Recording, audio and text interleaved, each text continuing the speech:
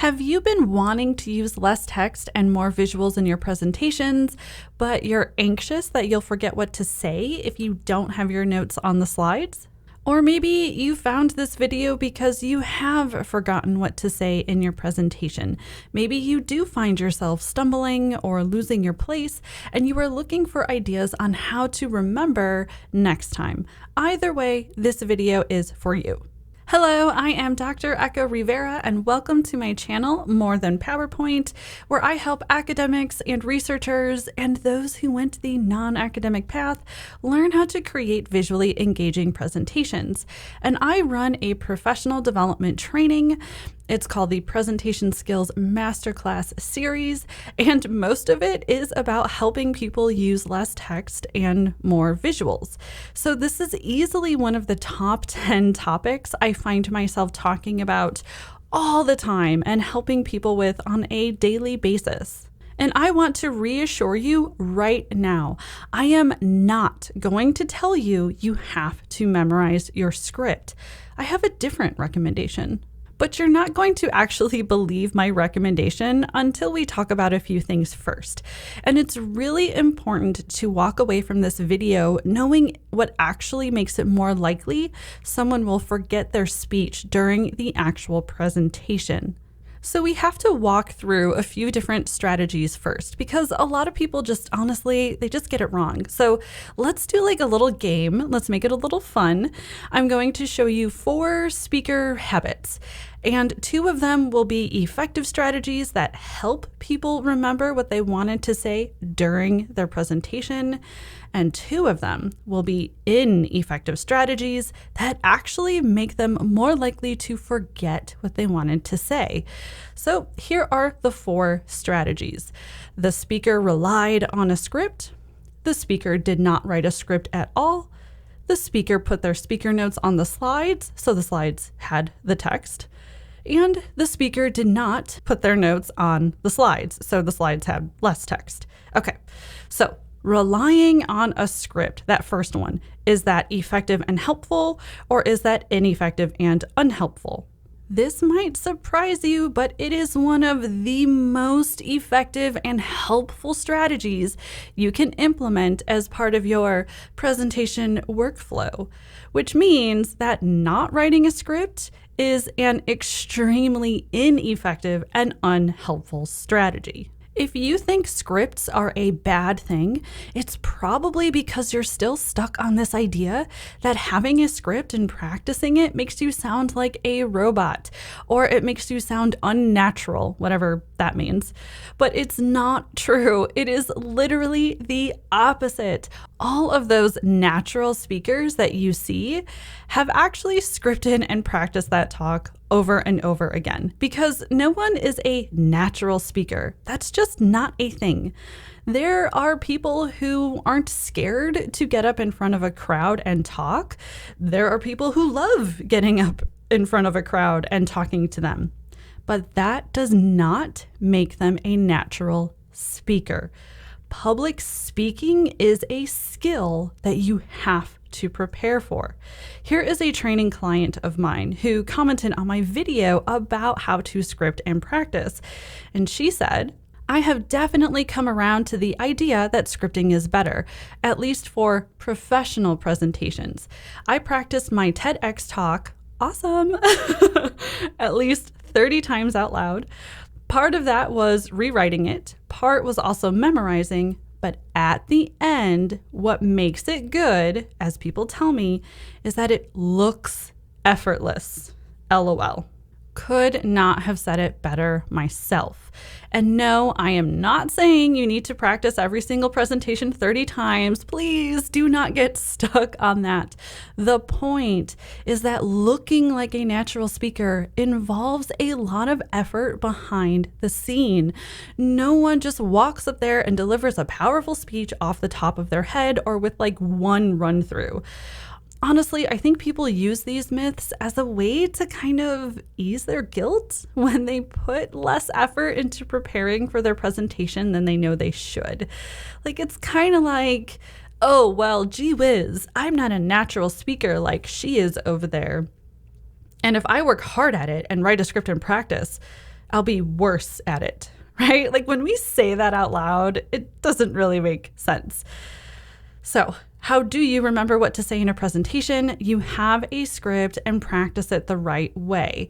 And that's how you sound like a natural speaker. I have a whole video where I show you how to script and practice in a way that takes no extra time.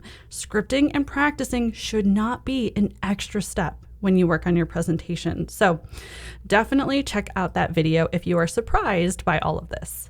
Okay, so what about the last two things? Which one is the effective strategy and which one is the ineffective strategy?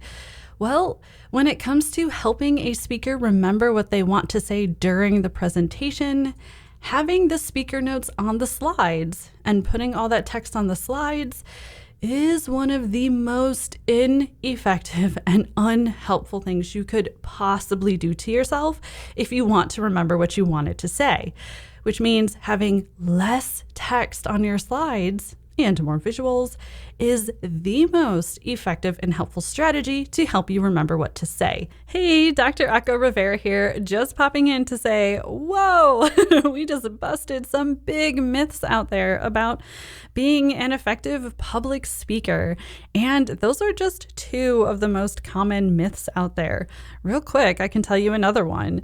That whole thing about using as few slides as possible, terrible advice, because that's the thing. There is a lot of terrible advice out there. Advice that sounds like it's common sense, but actually makes you create really boring or overwhelming or confusing presentations. So if you are interested in learning a better way to create presentations based on, things that actually work, then be sure to check out my Presentation Skills Masterclass program, where you will unlearn some of those big myths and learn how to create better presentations. All right, let's get back to the video. So I know it is really counterintuitive to say having your speaker notes on the slides doesn't actually help you remember what you wanted to say. But I think I just need to maybe remind you of what tends to happen when you have lots of text on your slides. So let's go back together and walk through this. And I'm sorry if this is painful, but that is not my intention. It's just we really need to be honest about what happens when you have a presentation where the slides are full of text. So what happens is that it starts off well enough because we usually practice the introduction the most. And then we're going through our slides, which is mostly walls of text, one after the other, because, it's your speaker notes. And what happens though is that it all starts kind of looking like the same slide over and over again. But at first you probably maintain it. You're like, no, keeping it together. I got this. Until it comes to a point where you just don't got this anymore. And all that text has kind of like blurred together. So you start stumbling. Maybe you realize you're running out of time and you won't be able to get through everything. For whatever reason, you kind of start to stumble and panic. And then the moment you've dreaded all along happens. You lose your place. And everyone is staring at you. It's getting awkward, or it will be. So what do? You do the thing that everyone hates the most. You just read your slides to the audience. So you get through the presentation, you probably don't feel that great, you feel a lot of negative things, and you have a choice to make at this point for what you'll do next time. And the reason I made this video is because almost everyone takes the wrong path here. They think, oh, phew, good thing I had my notes on the slides or I would have been totally screwed. So I'm going to keep doing that next time. In fact, maybe if I had even more of my script or even more text on the slides, I won't stumble at all. But that's just your anxiety driving your decision making.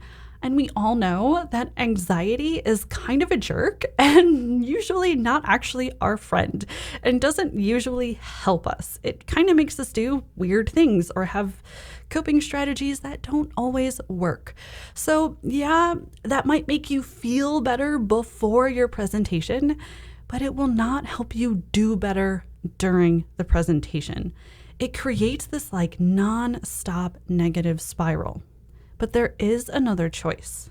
Instead of continuing to cram your slides with text, use less text and more visuals. And it's the choice that I hope you make after watching this video. Let's do a quick example of why I want you to choose using less text and more visuals. Let's say it's a study, you're the speaker, sharing results of a mixed method study about accessibility in your county. And you're in the middle of the presentation, right? So again, you started off strong, but then, it's lots of text after lots of text, and you get to a slide like this and you just have a moment and blank out. You lose your momentum. Maybe someone started coughing all gross or the smell of tacos wafted in from the hallway and you realized, oh man, I skipped breakfast and I'm really hungry. Whatever. It happens, right? So you kind of lose your spot and then you're like, oh, where was I? And you glance at this slide and you're like, I totally forgot where I was and what I was supposed to say. And hypothetically, let's say this is where you were. You were actually kind of at the beginning and this is what you wanted to say. So your main option is to just start reading your slides out loud. So again, it can almost create this feeling like it helped you remember what you wanted to say, but it didn't. All it did was make you read your slides to the audience. And audiences hate that. That is not effective. It is not engaging. But what if instead you used my suggestion to have less text on the slide and more visuals? And of course, you knew how to design the slides because you were awesome and took my training, just saying. So your slide would then look something more like this instead. Okay, so again, taco smell starts wafting in, you lose your place and you go, oh, where was I? Well, if this is what's on your slide, you're going to have no problem remembering, okay, you see a visual of a person talking, sharing an experience that reminds you, oh, right, I wanted to share a quote from one of the interviews, which is your prompt to say, several participants mentioned they were often late to an important meeting because the entrance did not have a ramp and they had to go far out of their way just to get inside the building. Ah, easy. And then you click and, oh, what's that? Oh, in minimal amounts of text, it's your next point, which is 93% of county buildings do not have an accessible entrance. So do you see the difference? It's so much easier to remember what you wanted to say, and it does not feel like you're just reading walls of text to the audience. It's a total win-win for you. It's easier to glance and remember what you wanted to say, and it's more visually engaging for the audience. And what does more engaging mean? Well, it means it's more effective and memorable, right? Like, which one is going to be more memorable for the audience? It's definitely going to be the one with better visuals and less text.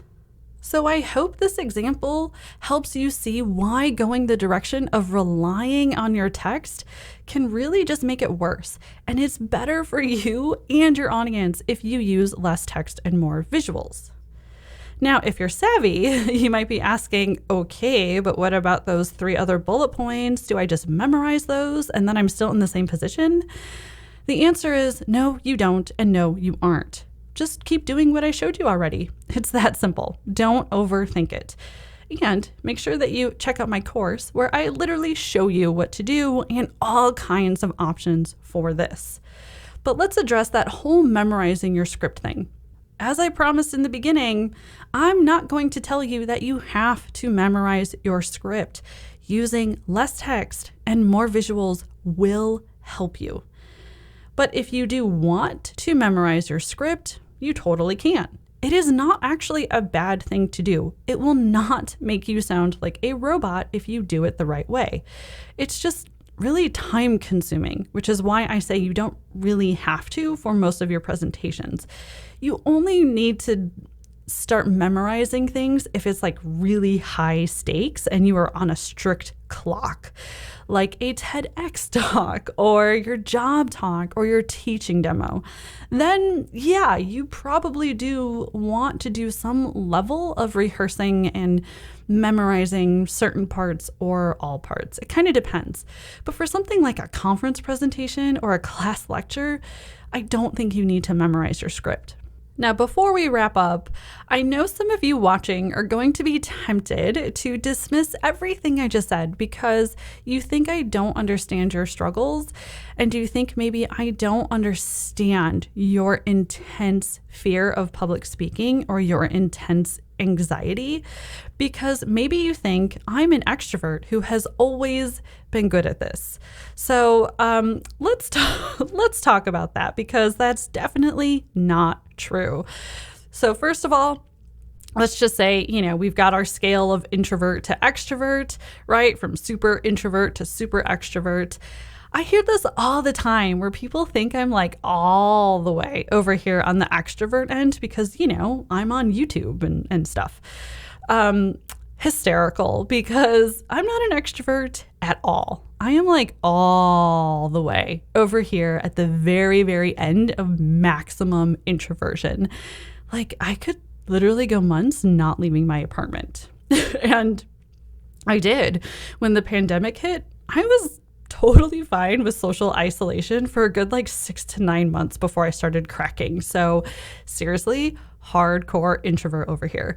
Being an introvert is actually a secret power skill for public speaking because we tend to be quite thoughtful and well prepared when we actually get out to do the presentation. So introverts can 100% be awesome public speakers. And in terms of people thinking I've always been good at this or I'm unnatural, remember, you only see me now after decades of experience. And yeah, I love creating slides and speaking and creating videos now, but it used to terrify me. Having a presentation coming up would have me losing sleep, throwing up, panicking, unable to focus on anything else, and just all around make me feel awful. And that wasn't for my dissertation defense, okay? That was for a 5-minute class presentation as an undergrad. So yeah, I 100% know how debilitating it is to think you will forget your lines. So under no circumstances can you dismiss what I'm saying based on those incorrect assumptions about me. I'm sharing this because I want you to know that I truly am coming from a place of getting your anxiety on a deep level. How do you think I know about this? It's because I've been through it and I hated it and it was torture and I just cannot stand the idea of anyone else feeling that. I want you to love giving presentations and be awesome at it. And I know that you can be. And I see my role as helping you see how you might unintentionally be getting in your own way, just like I used to. So if you are struggling with public speaking, if you have anxiety or you just don't like it and you'd like to change that, then I want to help.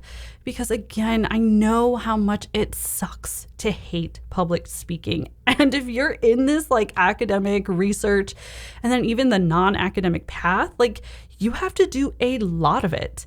And one of the most common things that people tell me after they take my training is that for the first time in their life, they enjoyed creating and giving a presentation. Enjoyed it. And I want to help you feel that way too, because honestly, it's my number one most favorite thing to hear. Because of my own personal journey with this, because of where I came from with hating it and being terrified. So check out my Presentation Skills Masterclass program, where you will learn how to design and deliver presentations that build your confidence and can help you enjoy creating something you used to hate.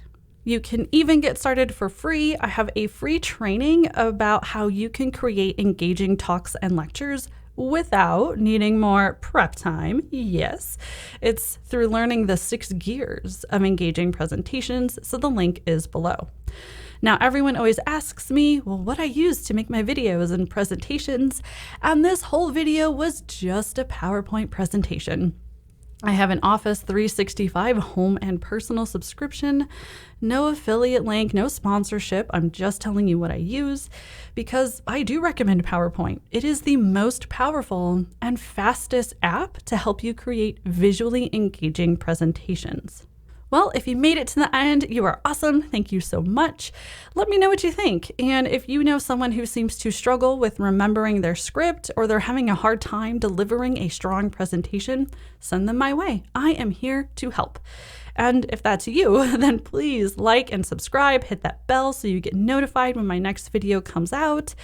And finally, I love creating videos to answer common questions people have, so be sure to comment with questions or video ideas that you have.